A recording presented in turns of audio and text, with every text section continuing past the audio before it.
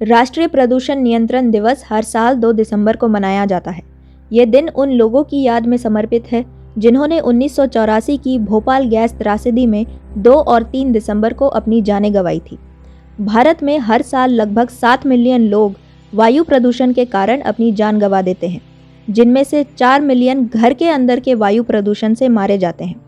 अनुमान है कि दुनिया में 10 में से 9 लोगों के पास सांस लेने के लिए सुरक्षित हवा नहीं है। आज हम आपको राष्ट्रीय प्रदूषण नियंत्रण दिवस के अवसर पर भारत के 10 सबसे अधिक प्रदूषित शहरों के बारे में बताएंगे और जानेंगे कि प्रदूषण नियंत्रण करने के लिए भारत सरकार की वर्तमान और भविष्य की योजनाएं क्या हैं।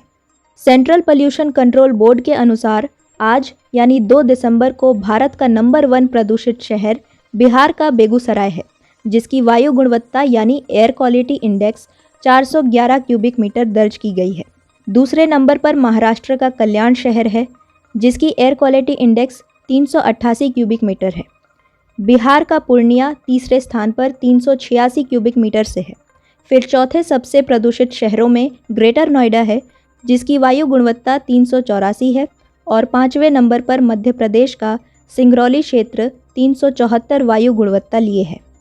इसके बाद कातिहार, दिल्ली, औरंगाबाद, दरभंगा और पटना भारत के सबसे प्रदूषित 10 शहरों में से हैं। Centre of science and environment की 2022 की रिपोर्ट के अनुसार पिछले 2 दशकों में भारत में 5 तरह के प्रदूषण 2.5 गुना से बढ़ गए हैं।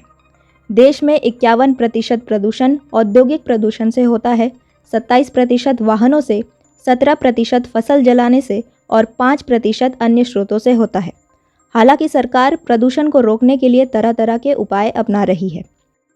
प्रदूषण को नियंत्रित करने के लिए सरकार द्वारा उठाए जा रहे प्रमुख कदमों में कई चीज़ें शामिल हैं, जैसे सेंट्रल पोल्यूशन कंट्रोल बोर्ड 1981 के वायु रोकथाम और प्रदूषण नियंत्रण एक्ट के तहत सरकार को देश की वायु गुणवत्ता मानकों की सूचना प्रदान करता है, जिससे सरकार को उसके अनुसार योजना बनाने में सहायता मिले।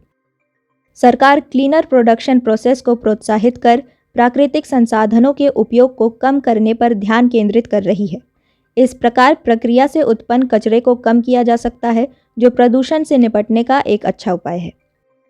2017 में 63 चुने गए शहरों में लागू किया गया भारत स्टेज 4 आंतरिक दहन इंजन उपकरण से वायु प्रदूषकों की उत्पादकता को सामान्य करने के लिए भारत सरकार द्वारा स्थापित उत्सर्जन मानक है। प्रदूषण फैलाती वाहनों पर टैक्स लगाना भी प्रदूषण के खिलाफ सरकार का एक कदम है। 1 अप्रैल 2020 तक भारत स्टेज 4 से सीधे भारत स्टेज 6 ईंधन मानकों में छलांग लगाने का सरकार का निर्णय वायु प्रदूषण की रोकथाम में बड़ा कदम है। ऐसे ही अन्य उपायों के अलावा सरकार द्वारा अप्रैल 2023 का लक्ष्य करते हुए देश में एथेनॉल मिश्रित पेट्रोल की उपलब्धता दिसंबर या जनवरी में शुरू होने की संभावना है। एथेनॉल ब्लेंडिंग प्रोग्राम के माध्यम से कार्बन उत्सर्जन में कटौती की जा सकती है, जो प्रदूषण नियंत्रण करने में मददगार साबित होगा। इलेक्ट्रिक व्हीकल्स को बढ़ावा देकर भी सरकार प्रदूषण को कम करने की कोशिश कर रही है। यूँ तो आए दिन हम सब ट्विटर या फेसबुक पर पर्यावरण या प्रदूषण को लेकर कोई ना कोई ट्रेंड देख ही लेते हैं, लेकिन ये ट्रेंड सिर्फ सोशल मीडिया तक ही सीमित रह जाता है। इस देश में आखिर कितने ही लोग होंगे जो सोशल मीडिया से बाहर असल ज़िंदगी में प्रदूषण को नियंत्रित और पर्यावरण को सुरक्षित करने में कार्य करते होंगे।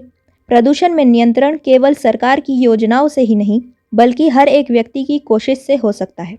भारत एनालिसिस से जुड़े रहें और चैनल को सब्सक्राइब ज़रूर करें।